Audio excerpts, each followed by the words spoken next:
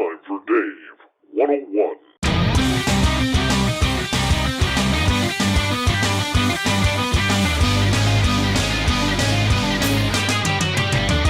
All right, here's where I want to go with this tonight because I think it's a very important topic, and that is the knowledge of Indigenous people when it comes to everything from star people to the cryptid world. Now, as many of you know, we lost Butch Witkowski just a week ago, and we have been absolutely destroyed by the loss of this great man who is very, very loved in the spaced out radio world. And I'm still bothered by that. But we also lost another legend this week by the name of Clifford Mahooty. Now, Clifford, who had never appeared on this show, we tried hooking up with him a few times, but we could never seem to punch anything down. He passed away peacefully in his sleep. He was from the Zuni Pueblo tribe in New Mexico. He was a very, very intriguing speaker when it came to the connection between the Indigenous and those of the Star people and the connections that were made by all of them. Now, up here in British Columbia, where I live, we are very proud of our Indigenous communities. However, when it comes to the cryptid world and the UFO world, the spirit world, the extraterrestrial world, we never seem to take the opinions of First Nations people very seriously. I think, personally, we are missing out on a plethora of answers that go along to the questions that we have wondered, especially in the last 50 to 70 years. Indigenous people have been here since the beginning. They are one with the land, they are one with the tales, they are one with the legends, and they are one with the knowledge that is passed down generation to generation to generation, so on and so on. Now, ever since the white people showed up, and no, we're not making this a racist thing, we have used our Caucasian Christian science to say, no, that's not how things work. Yet, maybe they were right. Maybe we were wrong. For example, in my area, where I have talked to many Indigenous elders regarding monsters, cryptids, star people, I have learned a number of things. I have learned which creatures are around our area and which are not. I have learned which ones I can approach and which ones I should not. I have learned the safety to make sure that me and my friends, when we go out searching for these cryptid creatures, that we're not going to be attacked or killed. Take the story from me, my buddy Mark, and Merle, when we were in the forest back in October of 2018, and we were chased out by two Sasquatch. They could have heard us.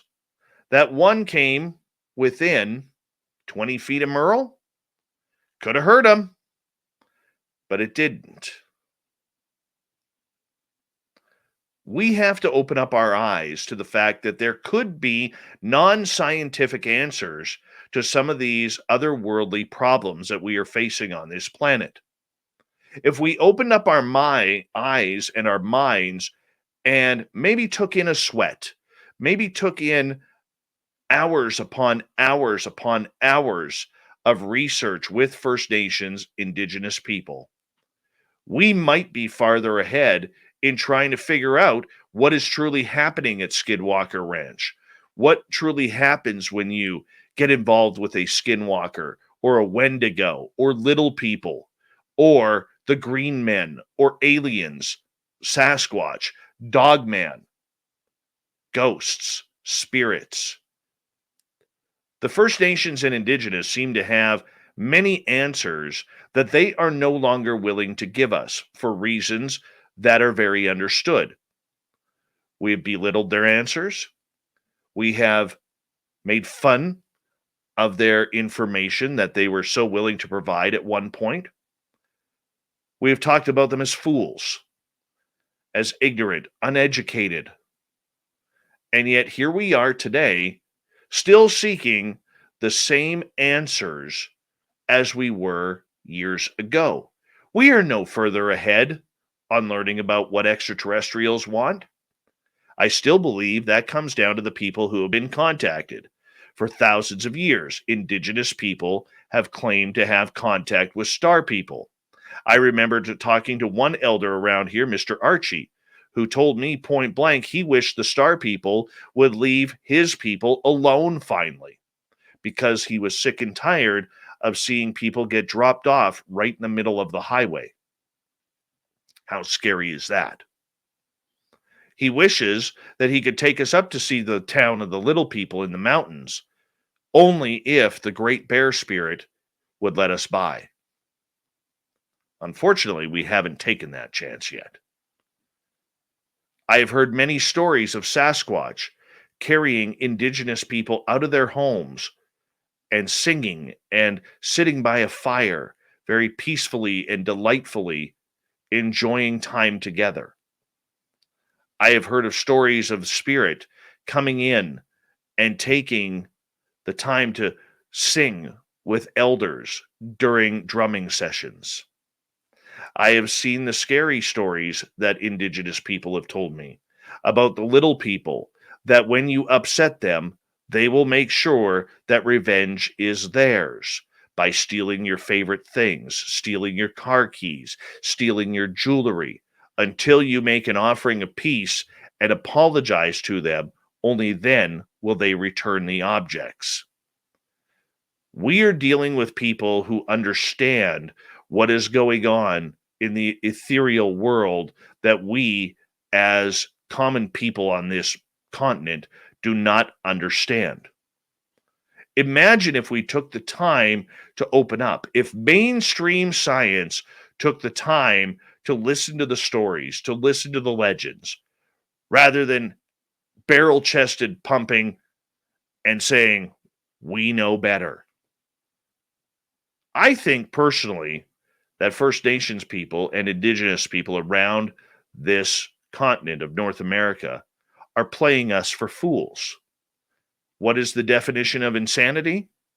Doing the same thing over and over and over again and expecting different results. I believe the First Nations people and Indigenous people, when it comes to cryptids, when it comes to star people and the paranormal, truly are laughing at us as investigators, researchers, and scientists, because we're doing the same thing over and over and over again. Insane, isn't it? Look, you may not agree with what I'm saying, and that's quite okay.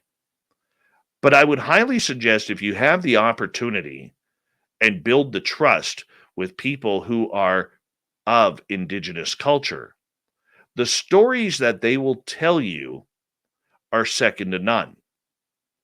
The information, if they trust you, that you will gain will only help you in your own search for your answers, your connection to the star people, your connection to the cryptid world, your connection to Mother Earth.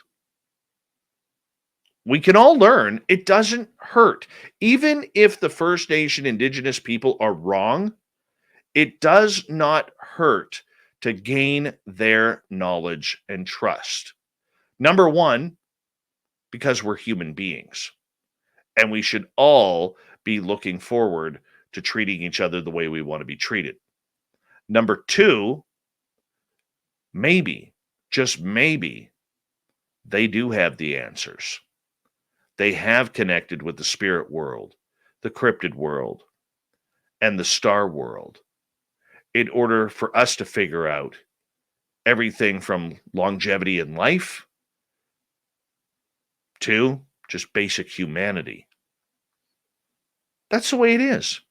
It doesn't need to be more difficult than that.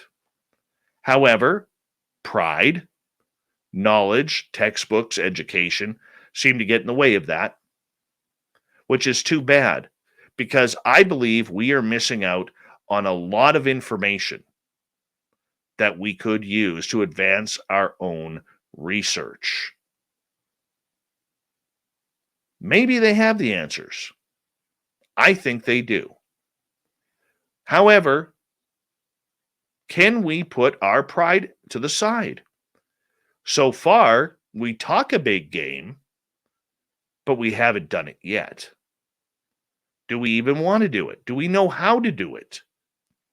All you can do is ask.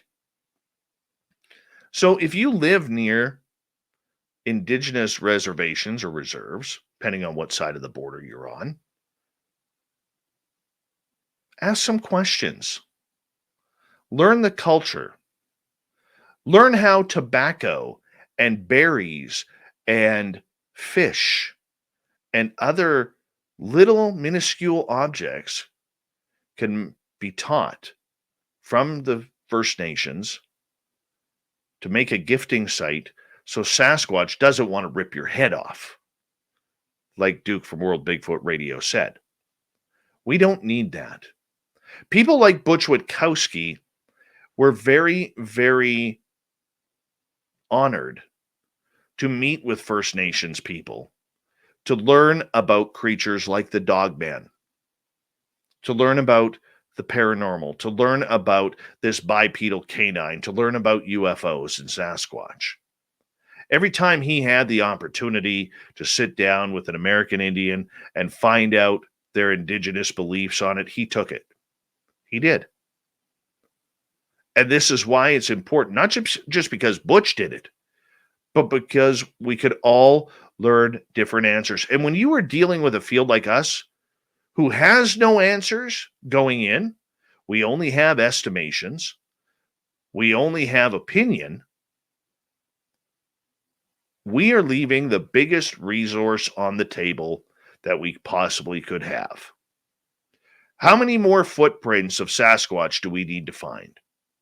I mean, sure, I would love to be in the forest and cast my own, but how many more do we need? How many more do we need to understand? How can we be looking for skinwalkers if we don't know where they came from? The First Nations do. I don't think many people have asked at Skinwalker Ranch, the local tribes around there, on whether or not they could help with what's going on. That's something to ask Brandon Fugel. But either way, if you get an opportunity out there to meet and gain the trust of somebody of Indigenous descent, to learn their stories, to learn their backgrounds, you may, just may, get a little further on your own quest to learn what's going on with you or the subjects you are interested in.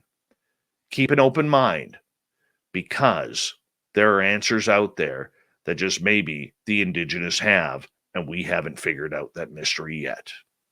That is your Dave 101. Do me a favor, leave an answer and a comment below if you agree or disagree with me. I would love to read your responses, and thank you for tuning this in.